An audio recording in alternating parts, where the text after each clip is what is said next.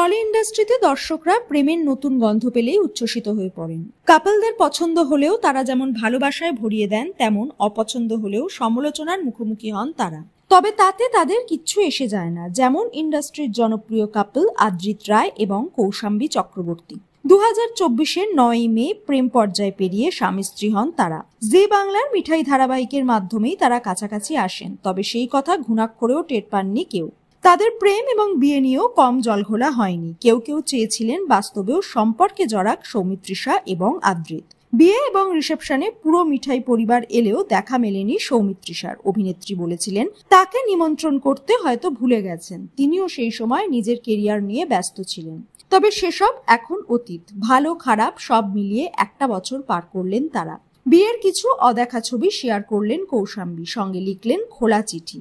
তিনি অভিনেতার উদ্দেশ্যে লেখেন, এভাবেই চলতে থাকুক হাসি ঝগড়া খুনসুটিতে ভরা আমাদের ভালোবাসার গল্পটা। বরকে আশ্বস্ত করে লেখেন, পাশে আছি, পাশে থাকবো সব সময়। শুভ বিবাহবার্ষিকী। অদেখা ছবিগুলোর মধ্যে রয়েছে গায়ে হলুদের ছবি, কোথাও আবার খই পোড়ানো এবং সিঁদুরদানের ছবি।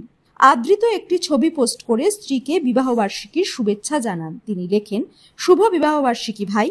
অভিনেত্রী এমনিও নিজেদের রোজনামচার ছবি শেয়ার করেন মাঝে মাঝেই, সেখানেও নেটিজেনদের কাছ থেকে ভালোবাসা পান।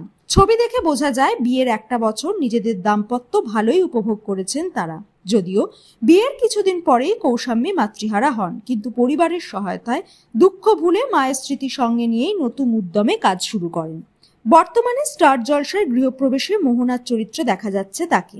আদ্রিতকে দেখা যাচ্ছে জি বাংলার মিত্তির বাড়িতে, যার টিআরপি খুব কম। জি বাংলার টপ সিরিয়াল মিঠাই ধারাবাহিকের অনেক শিল্পী এই সিরিয়ালে অভিনয় করলেও টিআরপিতে ভালো ফল করতে পারছে না মিত্তির বাড়ি ধারাবাহিকটি।